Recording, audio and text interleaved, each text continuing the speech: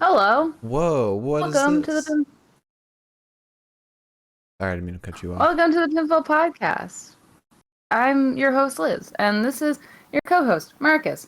And today we'll be taking you on a flight through AEW Dynamite. It's been a while since we've been on Wednesday nights. I have to be honest, this felt like resetting my internal clock. I have fucked up days when talking to people. I have fucked up the days when thinking in my head. Mhm. Then I was like taking notes tonight, and I was like, this just doesn't feel right. Yeah. Yeah. AEW moves very fast, and so it's very hard to take notes. Yeah, it's not so sure I would do this again. It's been a fun learning experience. Well, we'll see how everyone else likes it, and then If everyone else likes it, we will suffer we'll for you. replace the Raw podcast with this. How about that? Also, I was just trying to make room for the microphone. hmm Put my water bottle in front of the light, so now I'm bouncing the light off the water bottle. I'm really liking how it looks, but I also want to drink some water. Really put yourself into a predicament, huh? I mean, there is a white wall behind it, isn't there? Yes. That's still a bounce. It'll give you the same effect. Well, it doesn't, because I feel like I look nicer right now. Okay. All right. It's softer. Okay. Thank So this is AEW Dynamite. Um, you. Yeehaw. First time we've ever done a post show on this, and huge show. We had Cody Rhodes possibly retired. What the fuck was that? Do you know how old he is? Not off the top of my head. Cody Rhodes. He is 36. 36 and possibly retired. Don't know if he actually is because it was kind of interrupted by Malachi. But I think he Malachi is. sort of just kind of Malachi came through and said, "You're not fucking retired." Yeah. Um imagine he goes through Malachi goes through like the opposite of like a retirement tour. He retires Cody, then he retires Dustin, then he retires QT. Backwards. Oh, he then retires Lee Johnson. And then Got to go back through like the incommunicado. and then Arn Anderson, and then makes his and way to Brock Sting, Anderson. and then Taz, Aw. and then Ric Flair Taz. comes in the Taz first is day he's technically there. retired. What? Taz is technically retired. Yeah, but he's gonna retire them in the sense that they're never gonna show up at a wrestling show again. If that's what he's doing with Cody, then. But I mean, Cody's still gonna work at AEW whether he's wrestling or not. He's been one of the head honchos there. Yeah, he had a speech in front of the crowd, and retiring today was probably not the best decision because the crowd was not for him at all. He was getting, even after the match, at the start of his speech, he was getting booed. He was getting cheers when he first came out. But when the match started, everyone was cheering for Malachi. No one was in his favor at that point. Yeah. Yeah, so I mean maybe having Malachi come in at the end was kind of like an audible because they saw how the crowd was reacting. But I don't know. And it's still up in the air on whether or not he is actually retired. Yeah. I'm gonna wait on the news for that one. Yeah. Not tonight's news, by the way. We also had Miro defending the TNT title. Hangman Adam Page left Dark Order, kind of. And then a bunch of stuff was announced for next week, including Evil Uno and Stu Grayson going for the Impact World title on Dynamite. Red Velvet will be challenging Britt Baker for the AEW Women's Championship at the premiere of Rampage. We had the start of the NWA Women's Title Eliminator. What else did we have? The debut of 2.0, formerly known as Everrise. So sick. They were great. Daniel Garcia also had, I think that was his Dynamite debut. He was also great. Yeah, we had a lot of good stuff today. A lot of good stuff. So, do you want to jump into the news? Suppose. All right.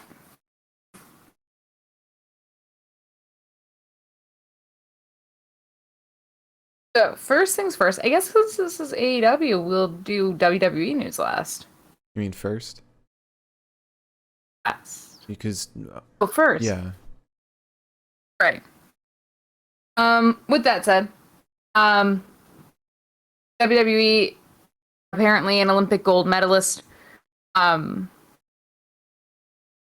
Mira Mensa Stock, who is like the first ever black woman to win a gold medal for Team USA in freestyle wrestling, and like the second woman for the US.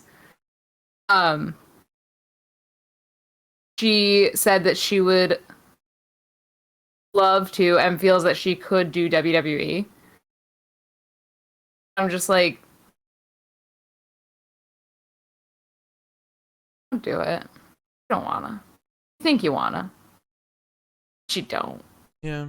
I mean, there have been gold medalists that have come into WWE and have fallen flat completely, but then you have like Kurt Angle or Chad Gable.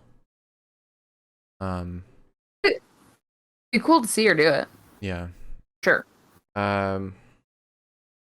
It's one thing to have the wrestling talent. It's another thing to have the persona, the charisma, and all of the creativity it takes to nail it in the ring. Although in WWE, you really just need the in-ring talent and some charisma, and that's it.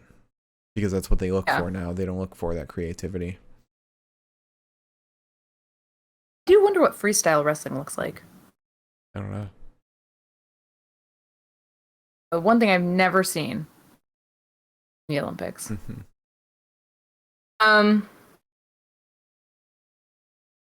So also real quick, Burt Prentice passed away on August 4th. I don't know if today is August 4th. It is. But he passed away at the age of 62. He was formerly star in Memphis Wrestling. He was running his USA Wrestling promotion in Tennessee as recently as yesterday before handing over the reins to his sister. So our deepest condolences to him, his family. He was apparently really involved in TNA in the early days, and was the host of Explosion alongside Jerry Borash. So a lot of people at Impact are pretty upset about this, but best wishes to his family. Yeah, absolutely. Moving on from that, the WWE is a little worried and antsy because it's looking a little bit like SummerSlam might be canceled. Well, they put out an announcement today, I believe, where all guests have to wear masks. Like that, they're still going to have it, but everyone has to wear a mask. Now, will that be enforced? Probably not. They instituted that rule for SummerSlam and the SmackDown at Madison Square Garden. Hopefully, New York City institutes a mandatory vaccination for public events like that. You would think they would, since they're doing it for like indoor dining. They're doing it for something else, but I can't remember besides indoor dining. Um, yeah, the thing is that right now Allegiant Stadium and Ticketmaster both said that there has to be masks worn. Mm. But it looks like right now the WWE is planning to have to return to a Performance Center or a Thunderdome like setup within a couple of weeks. So It's because they can't institute a mask rule and still have Sasha Banks wrestle. And Nia Jax. I doubt that they're gonna ever make it mandatory that people have to get vaccinated. So, but yeah, it's looking like there's a decent enough chance that's gonna get canceled if COVID cases keep going up because after a certain point, you cannot trust people that much. And you don't really want to be the super spreader of the year 2021. I would imagine. Mm-hmm. In addition to that, WWE filed a new trademark. They filed a trademark for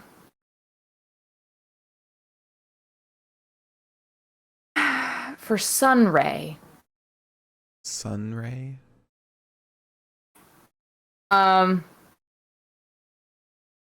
Some people are thinking that it's going to be Dewdrop's name if she breaks away from Eva. Some people are saying it's going to be Dewdrop's name, or the name of Dewdrop's next tag team partner. There's absolutely nothing tying to that. It's just that it's Sunray, like one word. I guess they're kind of drawing lines there. That Dewdrop is like a natural thing and like sunrise. I mean, why can't it just be referring to Dominic Mysterio?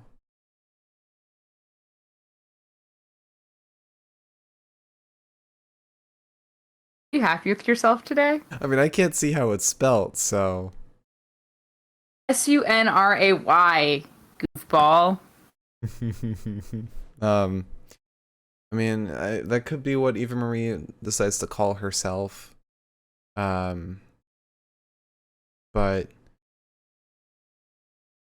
I don't know. It could be like it could be something for merch. It could be the name of an event. I don't know.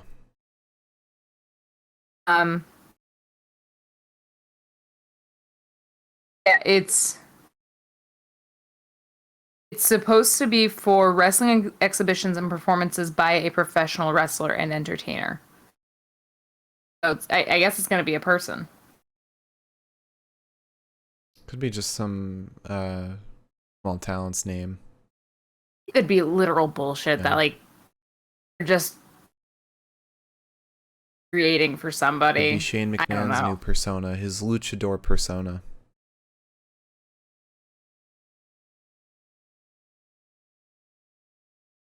Oh dear. Miriam said Nikki Ash is getting a sidekick. They would. They would do that. Be like. I don't like thinking like that. Be fucking. It would be Raquel Gonzalez. That'd be her sidekick. Sunray. Except it would be what's Ray in Spanish? Rey del Sol. Ray why? What? Oh. Isn't Ray like king? No, I'm asking what Ray is in Spanish, like Sun Ray. I don't know. Be like Rey del Sol. That'll be Raquel Gonzalez's name. If she's Nikki Ash's sidekick. I would hate that so much. Imagine she gets called up after Dakota was like, I'm not a sidekick, and they're like, but you are, Raquel. Yeah. So last piece of WWE news, and maybe not WWE news for much longer. I don't know. Adam Cole removed NXT, the reference to NXT in his Twitter bio.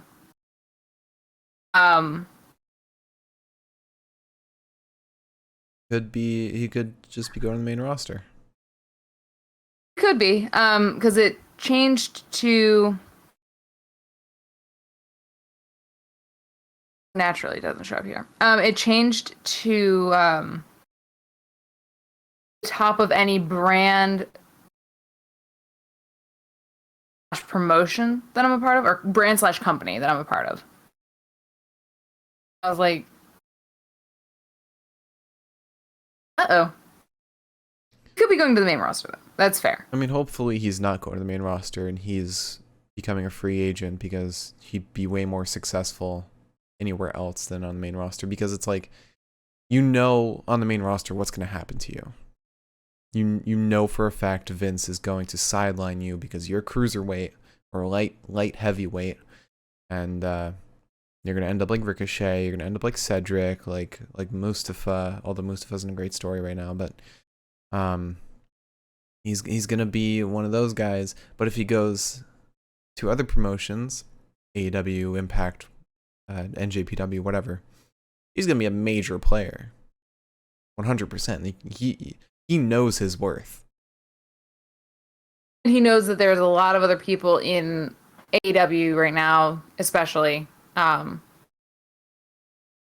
he could have a very provocative storyline with and get away with it easily.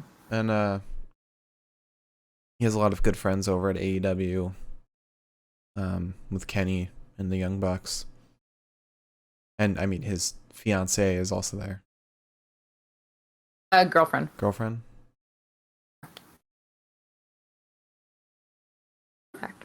And our final piece of news tonight, and also the only piece of AEW news that I have. So. Same Wrestle Talk. Looks like Ruby Riott is headed to AEW. Hell yeah. Apparently, her non-compete's gonna expire at All Out right before All Out. And it said that AEW's reached out to Ruby a few months ago, and she wasn't taking bookings then. But apparently, it seems that there are plans in place at this point now. Mm-hmm. So, I'm interested to see. She also got like a brand new haircut and everything. She looks fantastic. Yeah, she's rocking the red and black. She is. She's also been staying very low-key. Like, she hasn't done any interviews or anything like that after her release. Yeah. I think I'd love to see her on AEW. I'd love to see her literally anywhere, though. So. Yeah. Not exactly the best. All right, so let's get into the recap of this Dynamite. Oh, God. Google Docs scrolled all the way up to the top of my notes. Good. Gotta wait for all 200 pages to load in. Give me a minute. Okay. I think we're here. No, we're not. God damn it, Google Docs. Okay, there we go. So we started off immediately with the third labor of Jericho. Chris Jericho versus Juventud Guerrera. With MJF yes, we do. on commentary. You know, can I just say, before you get into the actual recap of this match, I wish they'd swapped this and Nick Gage. I really wish they did. This was a little messy of a match. This was kind of a messy match. It was underwhelming. I mean, knowing what comes next, I understand that being the fourth labor. But they should have had Juventud before Gage. Gage should have been later down the road for Jericho. Right off the bat, there's chops, Chris, in the corner. Juventud just lighting him up. Jericho then lifts Juventud up to the apron, but Guerrera yanks him backwards by his hair. It's a not so good flying head scissors to Jericho, and then another one that was just not so good. And I don't know who to place blame on for those kinds of things. Could be Chris, it could be Juventud. No, I think Hoovey'S been a little. He's got some ring rust because Jericho's been wrestling pretty consistently, in his time. I mean, he hasn't really showed any cracks. I think it's been a while since Hoovey'S been wrestling. I can check, but you continue. So he sends Jericho out of the ring, hits him with looked like a hip check, but I think in reality was kind of supposed to be like a weird little leg drop. Um, we then get an elbow sent backwards to Jericho. Jericho lifts Hoovy to the apron, runs into him, sending him off of the apron. Inside, we get some chops that are just absolutely lighting up Hoovy now. Chris tosses him into the timekeeper's area for tossing him back into the ring. We get a crossbody off the top buckle onto Juventud, and then a kick under the jaw to Jericho, and then like this alternation between mule kicks and uppercuts. Jericho gets taken down by a thrust kick. Juventud then gets sunset bombed, rolls through, fakes Jericho out, and hits him with a kick to the chest. Hits him into an abdominal stretch. Juventud then goes for, like, I don't know what he was aiming to do. He runs at Jericho. Jericho just shoulder tackles him. So this is Hoovey's first singles match since February 2020. Since then, he has been in 3 6-man tag matches. And that's it. So Jericho goes for double axe handles off the top rope. Get a double underhook backbreaker. Chris then tries to cover, but it doesn't count because it wasn't a high-flying move. Then tries to unmask Juventud, but Juventud reaches back with like some kicks into Jericho's forehead. I didn't get the whole, like, why did he try to unmask him? Normally that's a spot saved for heels or when it's like a passionate storyline. I guess because he was trying to make it feel passionate. I mean, you Google search Juventud Guerrera, his unmasked face is the first image that comes up. I don't know, man. It was a weird moment. Yeah. So we go up top with Juventud. He wants the Hurricane Rana, but Jericho catches him, pile drives him into the corner off the ropes before locking in the walls of Jericho, which I was kind of like, I don't get that, because, like, you're not pinning him after a high-flying maneuver. You're doing a high-flying maneuver, and then you're getting him into a submission hold. If he taps out, it shouldn't count. Yeah. Aubrey didn't say anything. It probably would have been if he had tapped, it wouldn't have counted. But the submission just did work, weakening him. I guess that's fair. I'm your resident, fuck, who's the guy? Who's the guy that always, fucking makes... Oh, I'm your resident William Regal. Giving kayfabe excuses for everything. That's what he does. I forgot William Regal's name? I thought it was somebody on AEW that did it. But I remembered it was Regal. Regis. Gotcha. Okay. Regis. There's a kick to the stomach of Hoovy, and oh, sorry, wait. Back that up. Juventud hits like a, I don't even know, like a sideways fucking neck breaker or some shit. I didn't understand this move. It's cool, but I didn't understand it. He then hits a mule kick. We get a kick to the stomach of Juventud and a powerbomb that's reversed into a DDT, and then the Hoovy driver. Jericho won't go quietly into that good night by any fucking means. He hits the Judas effect, but still doesn't understand the logic that he needs to go off the fucking ropes in order to win, and Aubrey's like, Chris, love of God, man. You gotta think about it this way. Getting the pin and everything, and that's basically just muscle memory for these guys. I'm sure in a match they're just thinking, oh, I just gotta get the pin, okay. But now, Yeah, probably. Yeah. Again, I'm Regal. So Jericho then hits the Judas effect off the top rope in order to win. You And then forgot to mention when MJF from commentary called Aubrey a floozy, who MJF called Aubrey a floozy. doesn't do her job. Why did he call her that? Because she wasn't counting just because fast enough. He was counting too fast, and then she wasn't counting fast enough. Mm-hmm. But then after that, Wardlow comes out and beats up both Chris and Juventud. We find out that Wardlow's the next trial of Jericho with MJF as a freaking referee. It makes sense. I mean, you It want does. you want to weaken this guy before the last labor, which is yourself. You're gonna get your toughest guy to do it. And you want the second to last one to be one that is relevant to the current storyline.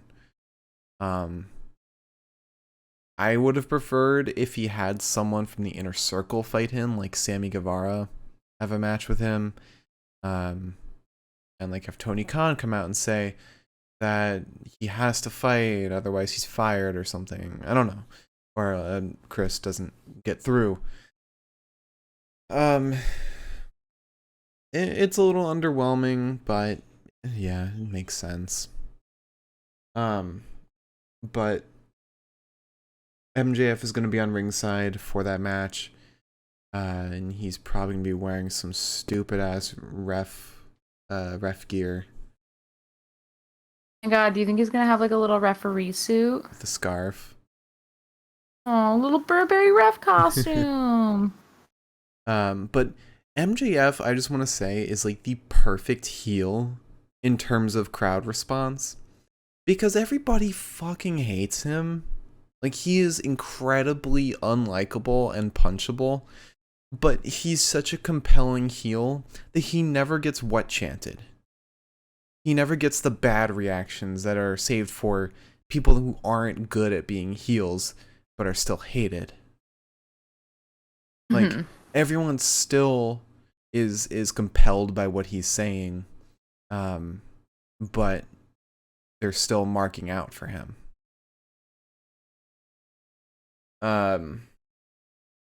So as far as the match goes, it was a pretty decent match. I mean, it wasn't fantastic.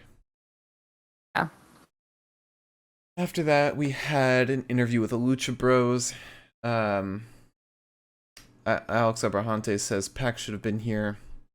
All this trouble, all this trouble and his travel just happened to be canceled conveniently. Andrade El Idolo then walks in. He says, "Where are my thank yous for the limousine last week, for the flights, for the business class?" And Chavo says, with all these offers, would you like to join us? What do you say?" Ray says, "We don't work for you. We don't work for anybody." Penta says something in Spanish, and Alex Abrahante says, "Penta says no." Even though he definitely said a lot more than that. Also, somebody pointed this out, but it's like so nice that Alex was still there in his translator duties, even though 90% of the people in that room probably speak Spanish. Oh yeah. Like, they could just talk Spanish to each other. Yeah, they could. Although Alex was translating for us. They were originally there for an interview. To the crowd. True. That's a fair point. But I don't know. The part Alex Abrahantes plays is so good. I love him because he's like a shit stirrer, but he hardly ever gets involved in anything. Like, he's basically Penta's voice, even though I don't know how Penta's English speaking is, but with Trent. What do you mean with Trent? Insulted Trent's mother, don't you remember? Oh, I don't remember that.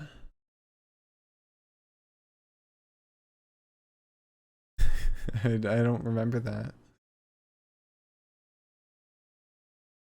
You're frozen with like the biggest wide-eyed look. I can't even hear you right now.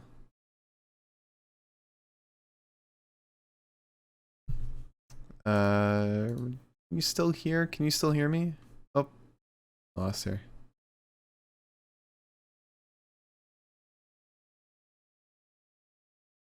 Okay, there you are. I I'm frozen and I can just hear you still talking and talking and talking and laughing. It's because you were frozen with like the biggest wide-eyed look. That was like the Puss in Boots look. I just heard you laughing and I was like, I'm just gonna close out of the call. I'll come back. But yeah, so I love Alex Abrahante so much. I enjoy him as well. After that, we had an interview with the Dark Order. John Silver says last week was the biggest match of our lives. Hangman Adam Page walks in and says, "Guys, I'm sorry. It cost you your shot at the titles. The problems with the Elite are problems I created. I have to fix them. I've got to stop looking over my shoulder, knowing you're there. It's best we go on our separate ways. I think for now we're done." And then Evil Uno, when he walks away, says, "If this is what he wants, let's give him his space." No. Yeah. Well, yeah, but at the same time, no, because wrestling first of all needs friendship. And he was doing so well with his friends. He was. But I just thought about this, like, this still continues the narrative of he's afraid of failure because he doesn't want to see the effects of his failure on people around him, i.e. the Dark Order. He doesn't want them to suffer because of it. You are correct. But then I'm not sure if it was in this promo or in a different promo, but yeah, Uno and Stu Grayson are challenging for the Impact titles, and I just realized that in the 10-man, oh, where did she go? I'm just gonna keep doing this, I guess. Did I freeze or something? Yes, you did. Oh, because you didn't freeze on mine. It didn't look like. You froze a considerable amount, and then you started having that robot voice. Oh. Well, one thing I noticed was at the 10-man tag match, the people they eliminated were Carl Anderson and Doc Gallows, the Impact World Champions, so that still protects the Dark Order in getting the Impact titles. Just a little foreshadowing. Yeah, nice. What are you foreshadowing there? Foreshadowing the Dark Order going for the Impact tag titles.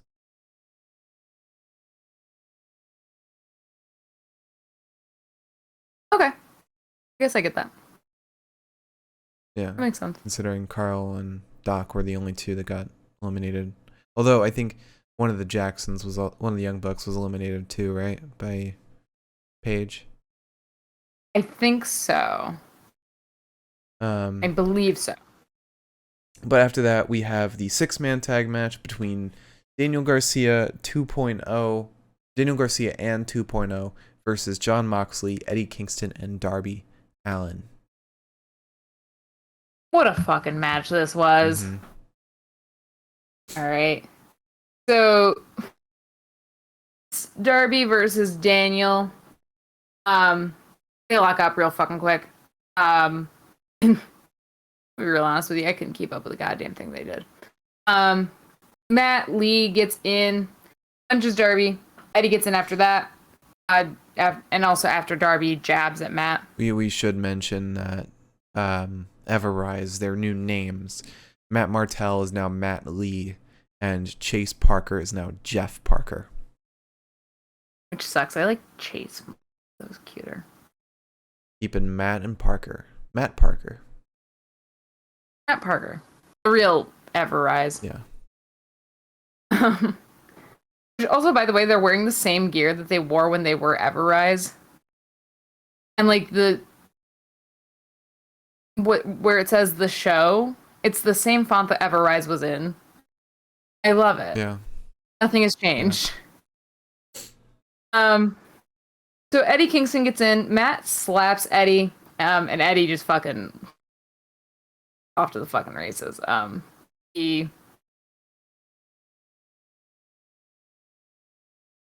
tears Matt a new one, for lack of a better word. Then starts stomping the shit out of Matt.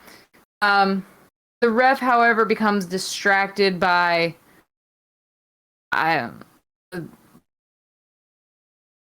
Jeff and Daniel, and John Moxley yanks Matt against the ropes.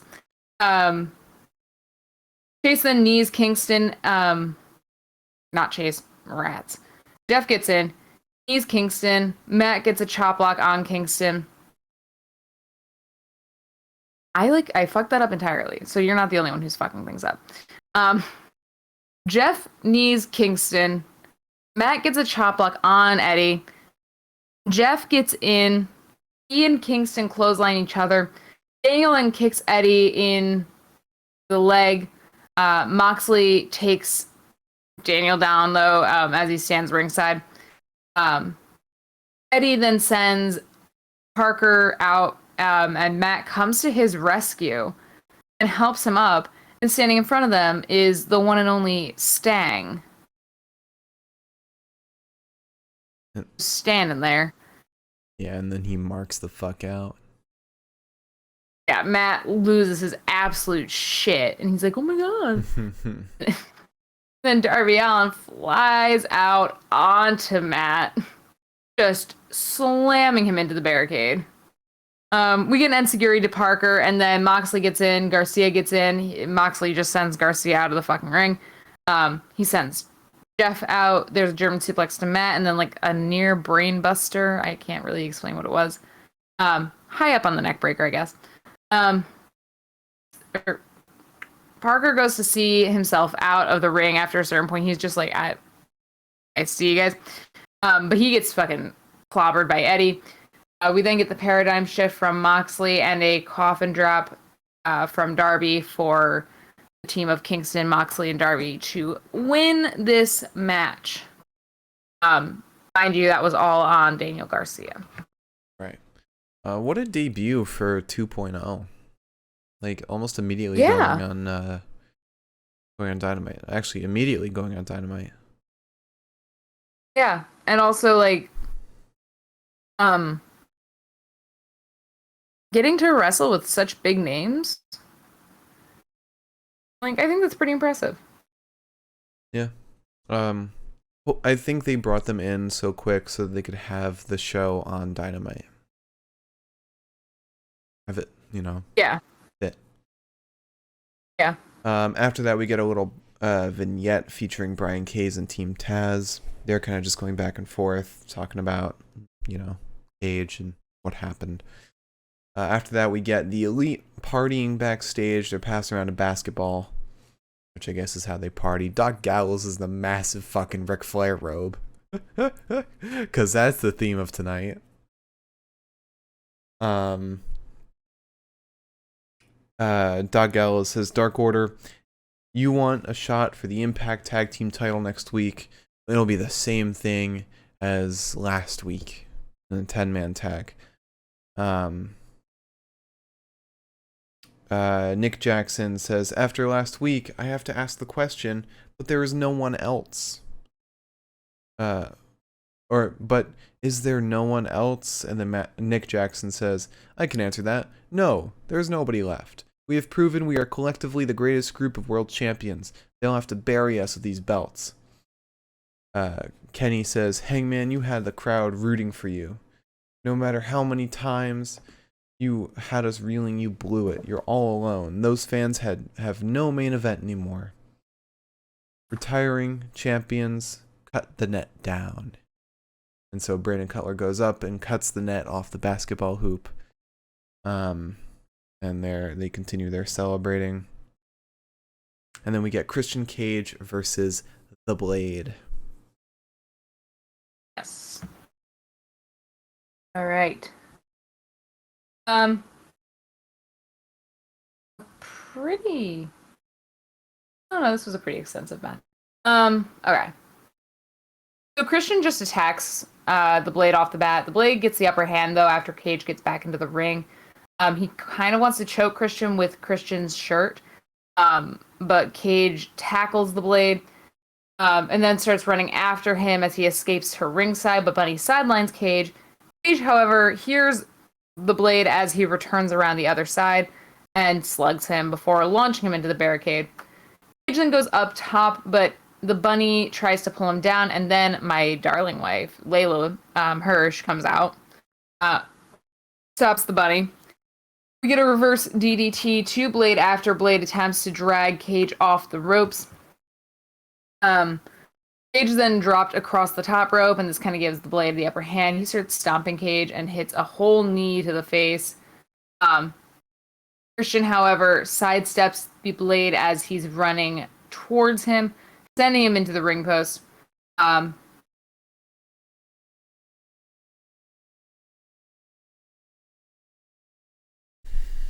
What? I just don't understand this note.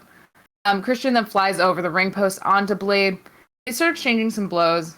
We're back in the ring, and Blade's getting pretty much beaten to shit in the corner. We get a mule kick to the Blade and a Panama Sunrise of sorts. Then Christian hits the diving corkscrew uppercut to the Blade. He wants the kill switch, but Blade evades it. Christian, however, sends a boot to the throat of Blade, and Blade takes Christian from the top rope, drops him, power slams him, and then kicks him in the ribs. Blade then tries to tear off the fucking turnbuckle pad. Can't do that, because first of all, it was difficult. Second of all, Rick Knox is like, please don't. And then when he realizes he's not capable of that, he goes and gets his brass knuckles, and then Cage spears him, making the brass knuckles useless. Yep. I'm surprised using the shirt in the beginning as a weapon wasn't a DQ at all. Yeah, I don't know. Maybe it's because, like, Christian brought it into the ring. No, Blade. That was Blade's shirt. It was Blade's shirt, and then Christian took it and used it against him. I'm trying to. But after that, we had a little vignette from Santana and Ortiz, FTR, kind of the same thing as the Team Taz one. Then we had Tony Schiavone and Britt Baker and Rebel in the ring. Tony Schiavone says, if you recall, it was right here in Jacksonville, Britt says, if you recall, it was right here in Jacksonville, Double or Nothing, where I became the AEW Women's World Champion. Then Red Velvet comes out. She says, first off, red is not your color. I'm here because I want a little piece of DMD. Britt said, well, Red, I'm happy you could join us. I beat your ass in 3 minutes. So you got it. Red Velvet says, is that the best you got? You beat me when I was enhancement talent. I'm 22 and with 7 straight wins. I didn't have to cheat to win them. Britt says, in case you haven't noticed, I'm a very different wrestler. I'm the AEW Women's World Champion. You've made your case. If Tony Khan approves you have your match, I sure hope you can hang at the AEW Rampage debut. And Rebel, from behind, tries to swing her crutch at Velvet, but she dodges. But Brett drives Red Velvet's face into the canvas. That was that. We then have an interview with Andrade El Idolo and Chavo Guerrero.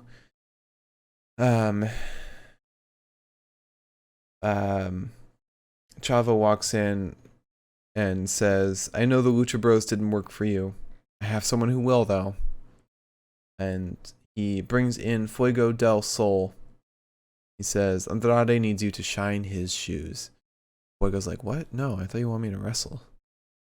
Andrade then attacks Fuego. And then as he's beating on Fuego, Chavo yells and says, this should be Pac. Imagine this is Pac. You need to finish the job and shine his shoes.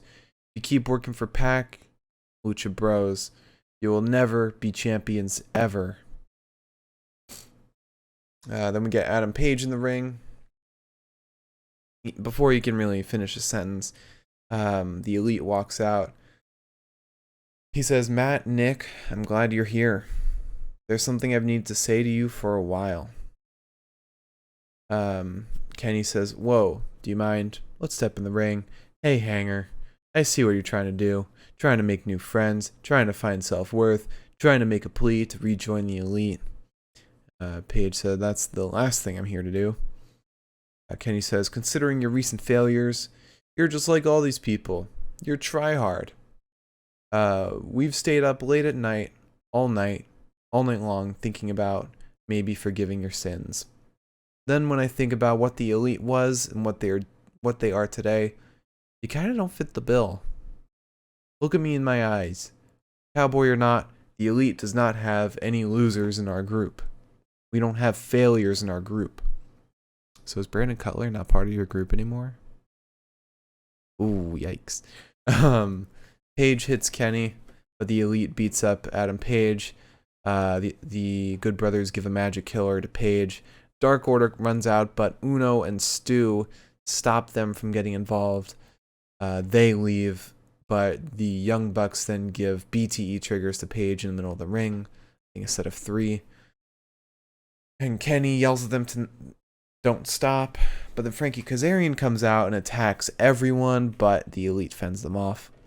And then Kenny smacks Adam Page with the title.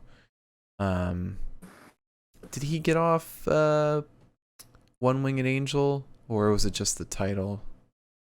It was just the title. Okay. Then we get a little fucking Dan Lambert vignette. And I didn't write this down, but we got the PBR commercial that they teased, that they've been talking about on Twitter this whole time after this whole Domino fiasco. It was with like Chelsea Green, Matt Cardona, Brian Myers, Hornswoggle, someone else. I don't know who the other person was. Might have just been those 3, but yeah, it was great. It was well worth the wait. Now we have Lee Johnson versus Miro for the TNT Championship. This match fucking went. This was a good match. So Lee just runs at Miro, gets fucking clotheslined. There's a clubbing blow to Lee, and then Miro on his wrist, puts him in the corner, spears him a few times. Lee wants to go up and over the ropes, but gets caught by Miro. We get a kick to the quad and then the body of Miro. He enziguris Miro multiple times. And then Lee goes for a crossbody, only for Miro to just catch and plant him. He wanted the submission hold, but Johnson escapes to ringside. Miro then kind of starts like choking Lee Johnson out by way of his waist. Like in a bear hug, I guess. Lee, however, ends up turning a spinebuster into a DDT that Miro no-sells, sort of, because he pops back up and then he kind of is like hobbled. There's a kick to Miro, who's on one knee. Some strikes to the face before a drop kick and a kick to the ankle. Another drop kick to the back sends Miro outside the ring. We then have a suicide dive to Miro twice and a moonsault dive as the third one.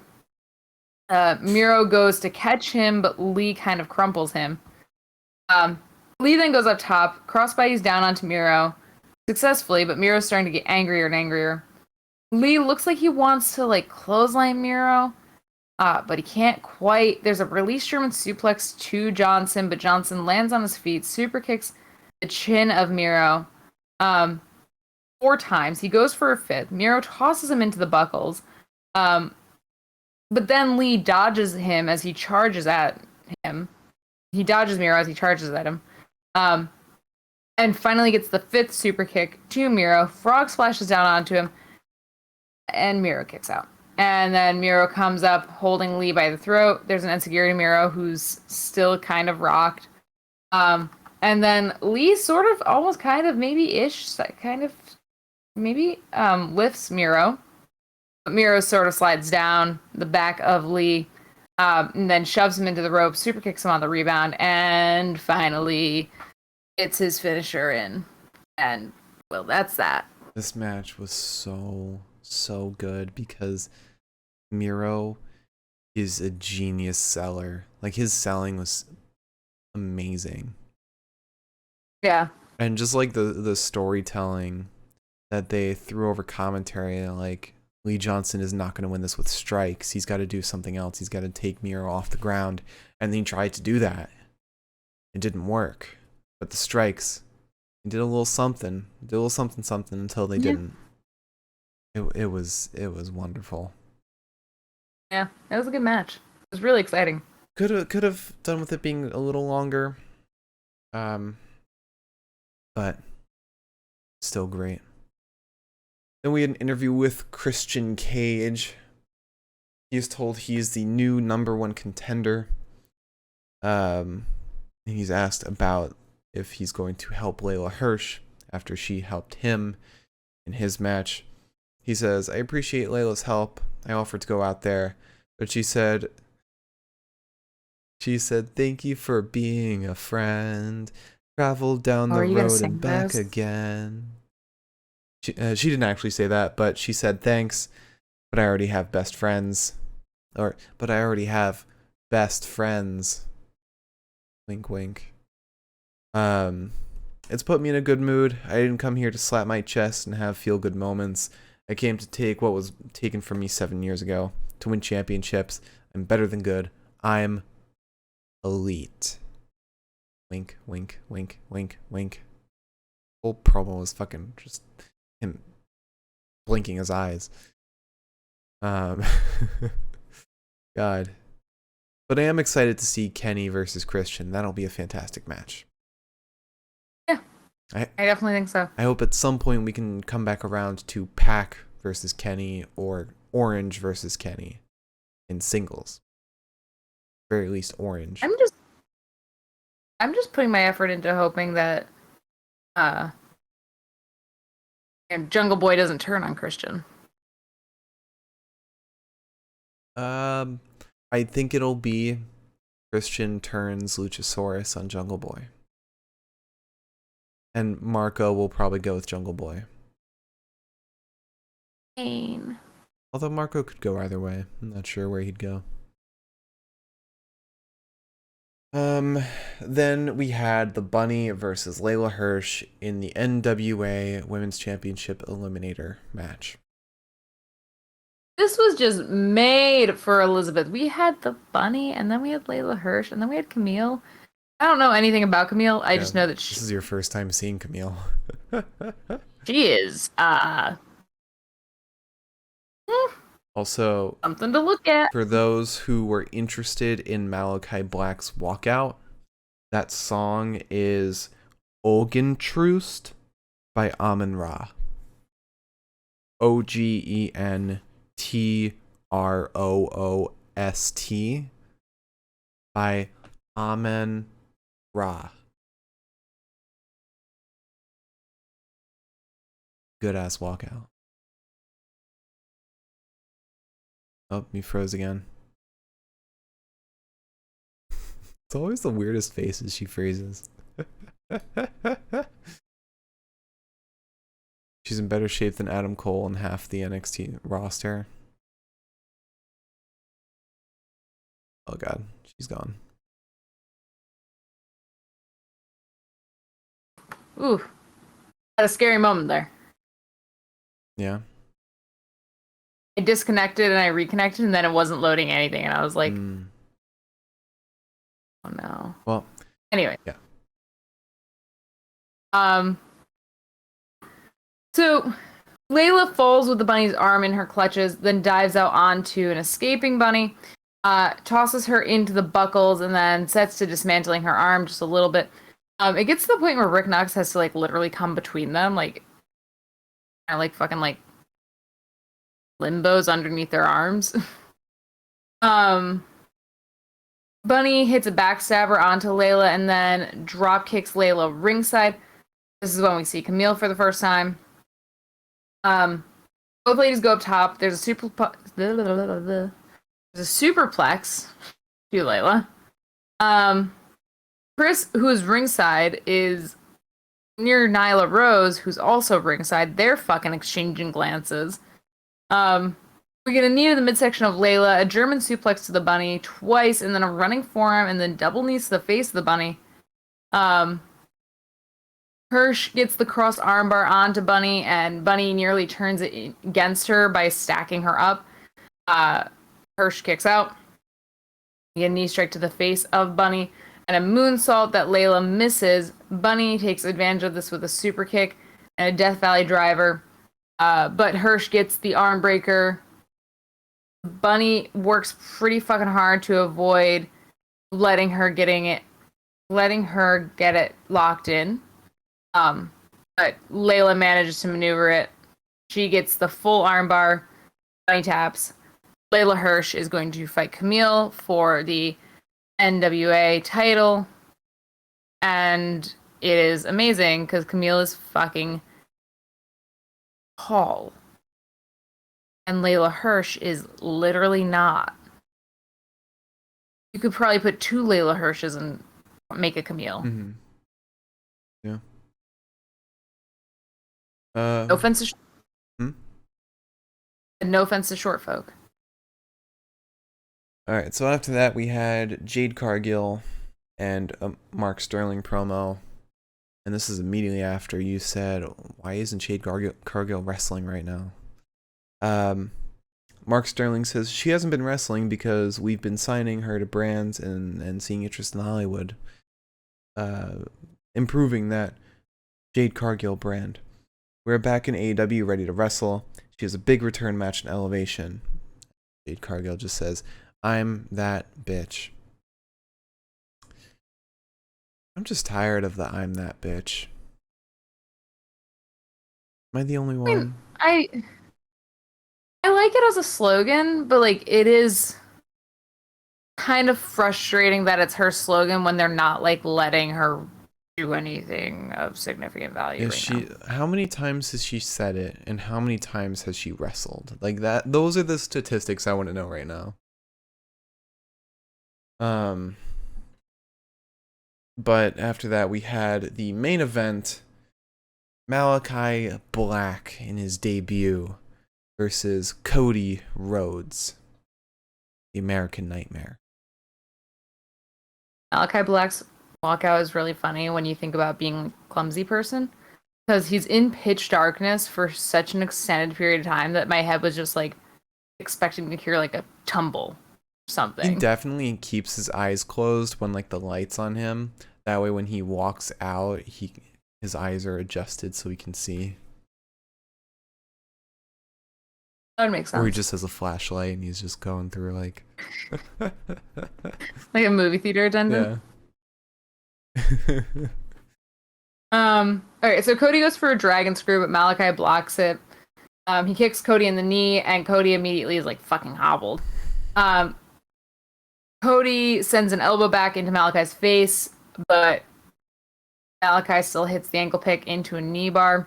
On Cody. Cody frees himself, goes for a figure 4 after doing the signature Ric Flair woo. With another hint of Ric Flair. Yeah. Cody frees himself, goes for that figure 4. Malachi then gouges at his eye, so Cody backs off. We get an enziguri to Malachi and a signal leg crab on Cody, but it's not really locked in. Cody manages to break free. Malachi goes for a big boot, but Cody grabs Malachi, goes for the crossroads instead. Cody then goes up top when he can't successfully do that. Malachi kicks him off the top. Cody yeets himself into the table. That is like the timekeeper area's table.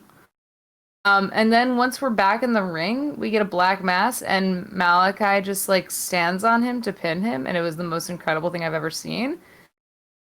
And then Tony is like, I'm gonna go talk to him. Mm-hmm. And this is where Mark comes in. Yeah. But before I get to that, the crowd was just all for Malachi. Like I already said. Yeah. No one was for Cody. And then once we got to this promo, there were like boos. I saw people in the background doing the thumbs down when it was just Cody in the ring. And yep. this is their home turf. And he just gets annihilated. Yeah. God. DG Games said I can see Ric Flair being Andrade's manager. Yeah. Don't know what would happen to Vicky Guerrero for that to happen, but. Well, Chavo Guerrero's his manager right now. Oh, right. Yeah. What happened to Vicky then? I could see Rick coming in. Yeah. Rick could come in. I don't know. I feel like there's somebody else he could be somebody's manager, but I can't remember right now.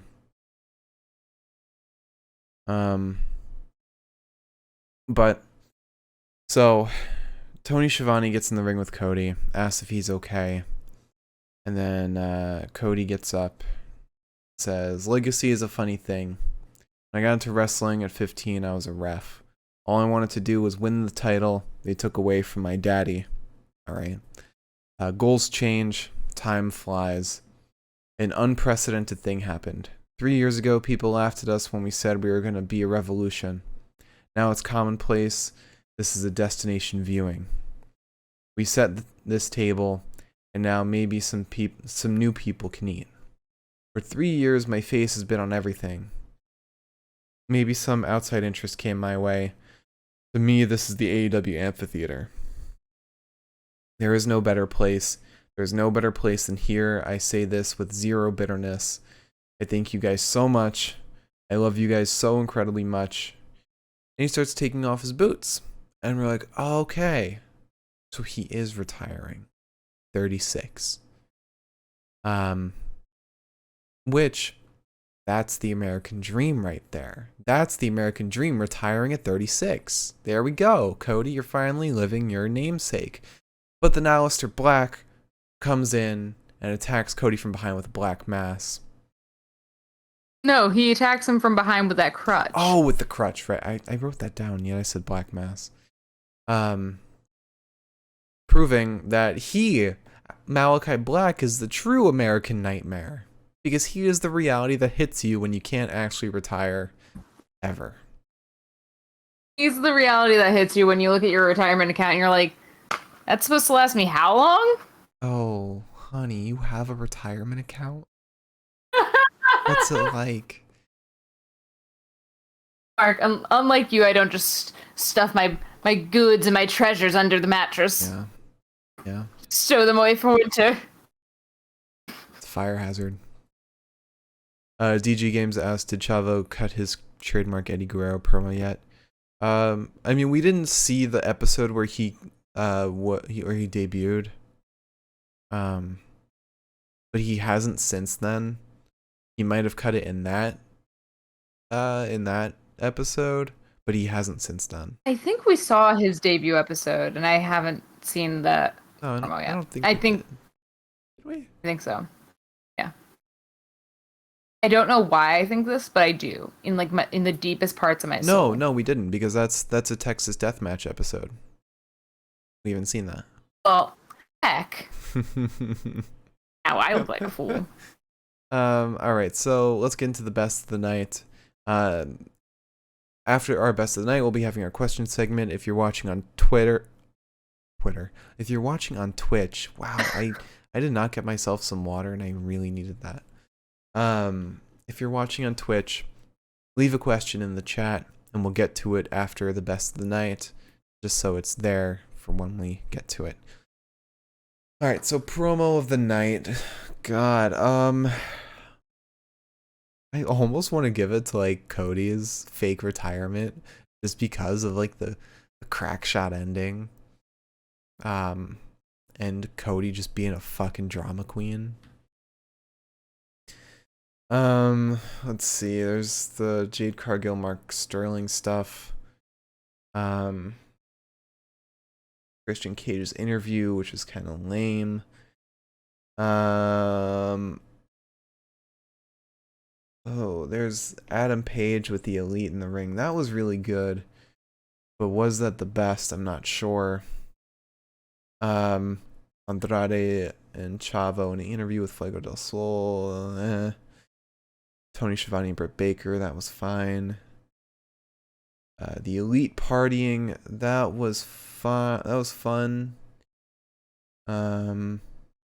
Dark Order's interview. That was nice. Pretty short, but it was nice.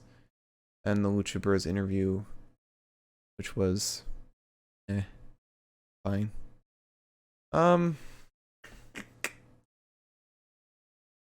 mean, what popped me the most is Cody and Malachi.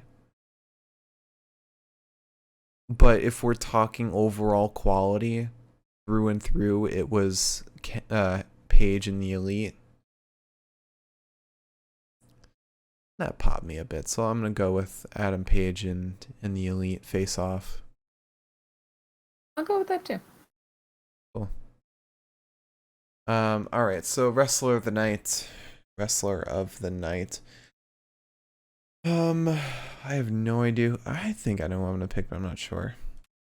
So first match was Chris Jericho versus Juventud Guerrera. My pick for this match is Chris Jericho. Juventud, he's shown some ring rust. He had some botches, some slip ups.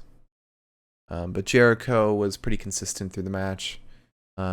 He's still at, how old is he? Like in his 50s?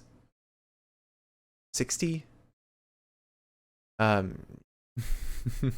he's still really good. Like he's got that shine still on him. For how long? Who knows? Probably not much longer. After that, we had the 6-man tag match between Daniel Garcia and 2.0 versus Chris Jericho, John Moxley, Eddie Kingston, and Darby Allin. Go with John Moxley.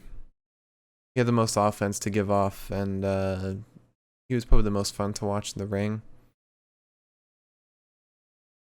Yeah. I don't know. It was fun. His performance was fun. Yeah. After that, we had Christian Cage versus The Blade, and I'll go with Christian Cage. The Blade, he's like all right. He was good. But I feel like his character relies too heavily on those tricks and the knucks. So you don't get those big spots with Blade. Yeah. Cage is fun to watch though. Then we had Miro versus Lee Johnson, and Miro was just amazing. Miro was fantastic. Like the way he sold those super kicks, the way he sold everything was just out of this world. Like, he did it so well, so smartly too. He was fantastic. I almost wanted him to just like give a look to Dustin Rhodes, like, this is your pupil, something like that. Mm-hmm. Then we had Layla Hirsch versus the Bunny. I'll go with Layla Hirsch. I'm just not too impressed with the Bunny's wrestling. I love her personality and her character, but I think her wrestling definitely needs some work. It's gotten better over time, but it's not quite there. Meanwhile, Layla Hirsch is like a little Chad Gable.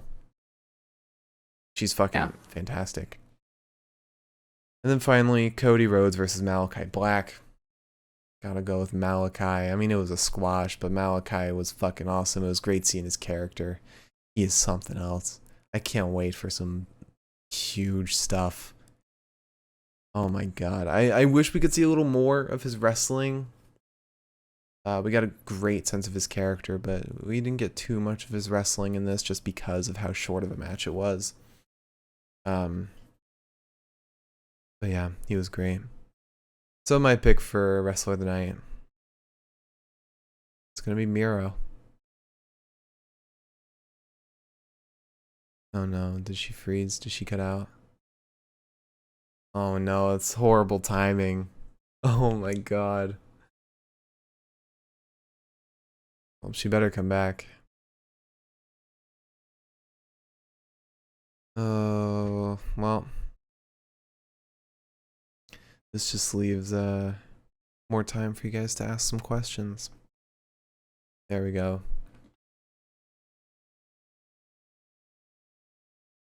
There we go. Did you hear who I picked? I picked Miro.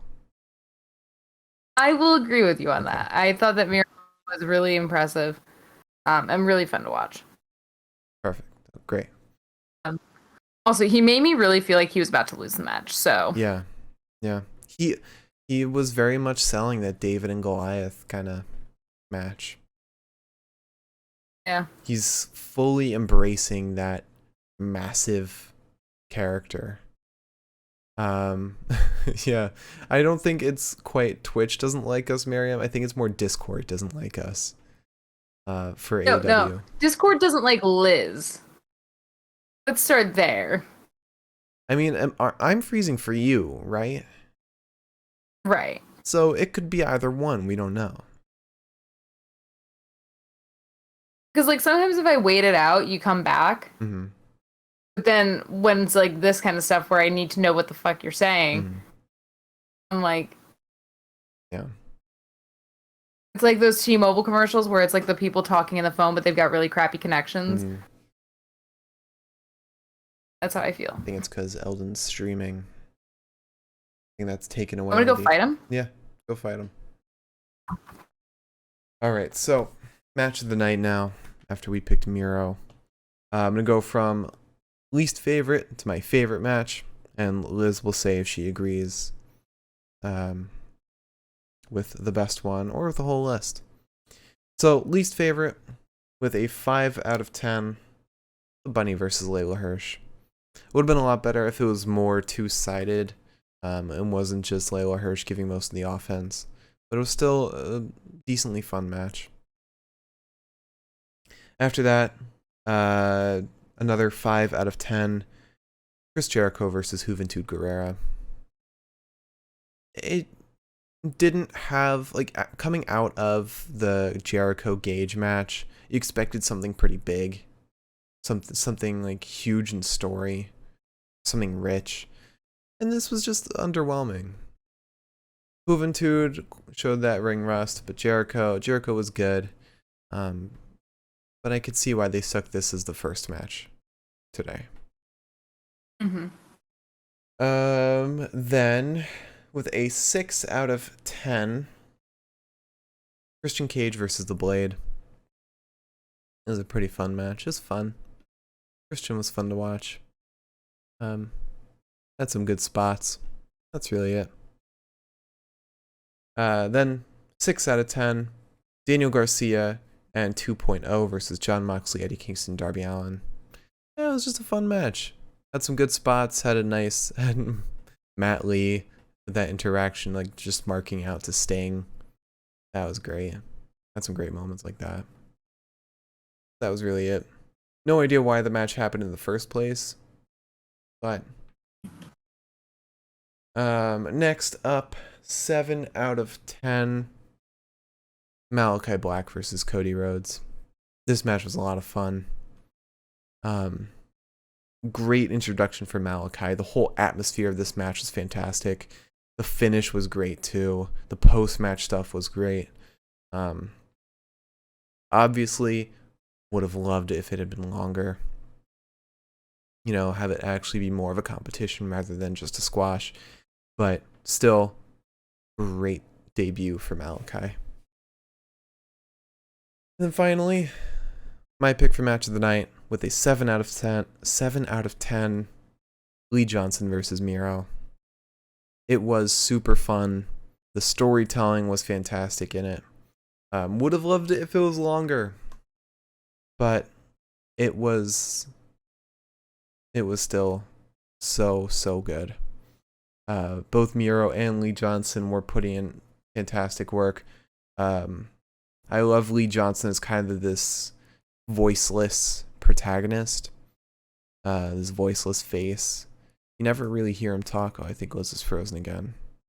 God damn it. I'm just gonna keep going. While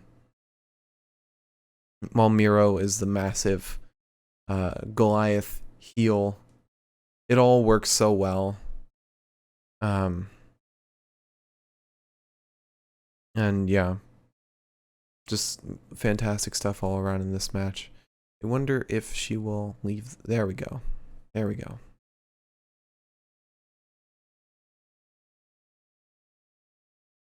Is she gonna come back is the question. I don't know what Discord's problem is today. Might be, oh yeah, she exited Discord. Probably closed out her laptop or something.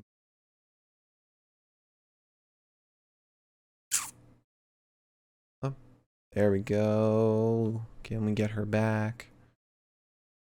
I lost Wi-Fi completely. You lost Wi-Fi that time. completely. My Wi-Fi's been really bad today. Like, really bad today. So that might be it. Yeah. I looked over and my notes at the top, they said, like, I was working offline. So weird. Anyways. Did you hear what I picked for match of the night? No. Lee Johnson. I can assume, but no, I didn't. Lee Johnson versus Miro. And I agree with you. I thought this was a really good match. Yeah, like I said. It had a lot of heart. Yeah, had a lot of heart. Like I said, Lee Johnson is like the perfect voiceless face, and Miro's the perfect Goliath. All right, so to run it back, promo of the night, Hangman Adam Page confronts the Elite. Wrestler of the night, Miro. Match of the night, Lee Johnson versus Miro. All right, you want to answer some questions? If I can. You want to start with Twitch or YouTube? Whichever. Let's start with Twitch, since Miriam has a question that relates to the episode. On Twitter, there's a video of Cody taking off the other boot and leaving in the ring. Okay, you didn't freeze again. Did you freeze again? There we go. I didn't. You're kind of short-term freezing. I'm just very cautious of it now. On Twitter, there's a video of Cody taking off the other boot and leaving it in the ring. And so do you think he really is retiring and this Malachi Black feud is his way of ending his career? I could see this being I fully believe that this was the end of his career when we're watching the episode. It still could be. I think it would be a good end for his character and for him as a wrestler. But I mean, I guess, yeah. Will it actually be?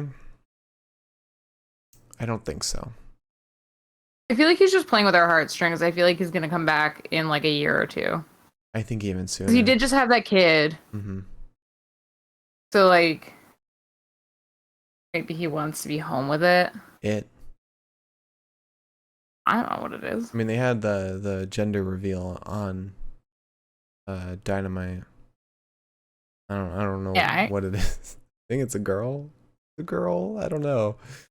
I think it's a boy. I have no clue. I don't know. I think that he's not like actually retired, but I think right now, like, we should assume he's retired. Which is weird. Like, I did not expect that tonight. Yeah. In the slightest.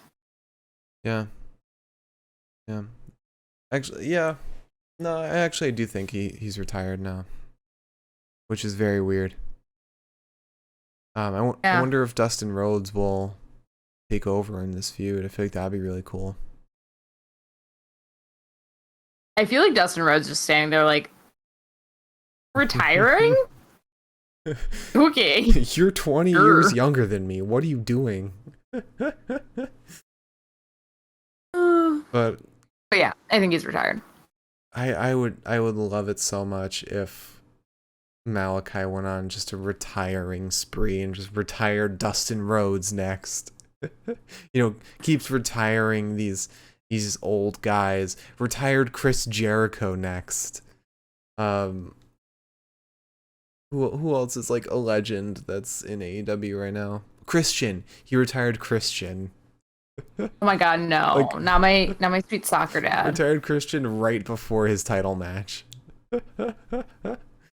Retires Frankie Kazarian, Matt Sydal. It's yeah. I'm looking forward to next week to see if he actually is retired. And we have a question. Looking forward to reading the news in the next couple of days. Yeah, we'll probably know then. But Milam has a question on YouTube. What's another potential coupling in AEW that would make a great couple name in WWE or AEW, it would make a great couple name like Index. Um. Oh, this is tough. Oh, I got it. Mm-hmm. It's with last names, but Bobby Fish and Jade Cargill, Fishgill.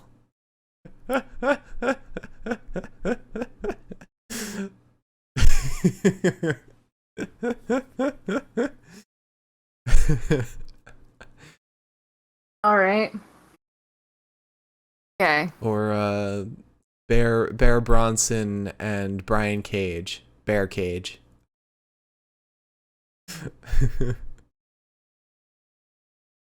God, I wish I could think of some. You've already got 2 under your belt. Yeah. I'm just popping them off like crazy. Hmm.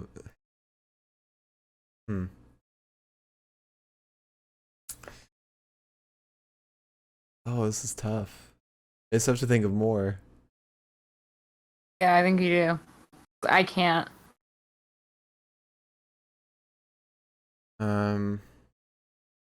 I'm mostly thinking last names right now because I feel like that's easier. Oh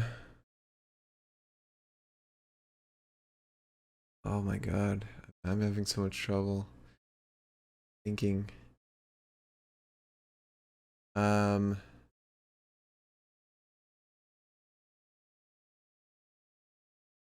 Oh.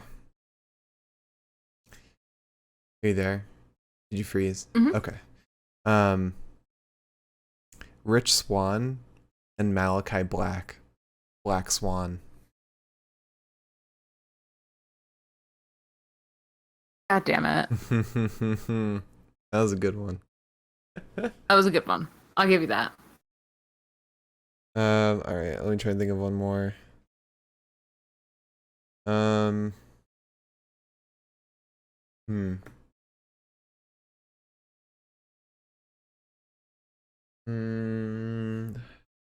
Man. Going through my whole list of matches, trying to think of. Hmm.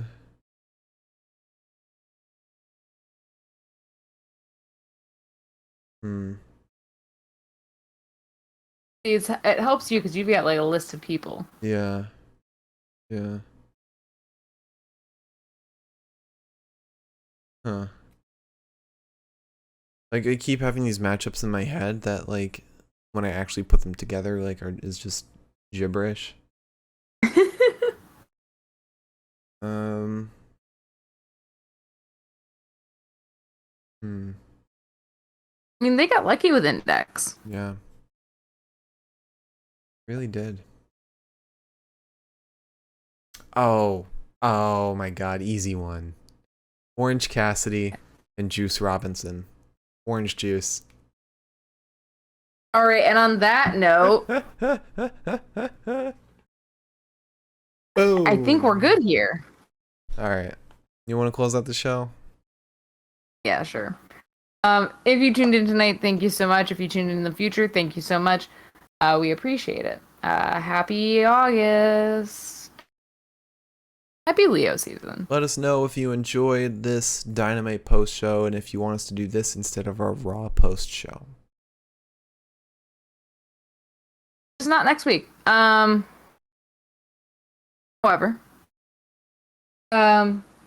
please tune in on Friday for our Friday Night SmackDown podcast, where we'll be talking about Friday Night SmackDown We'll be in a what? podcast format. We talk about SmackDown on On occasion, Fridays at 10:30 p.m. Eastern Standard Time? What? Yes. On twitch.tv/the Pinfall Podcast? This is gonna freeze, and I know it. I can still hear you.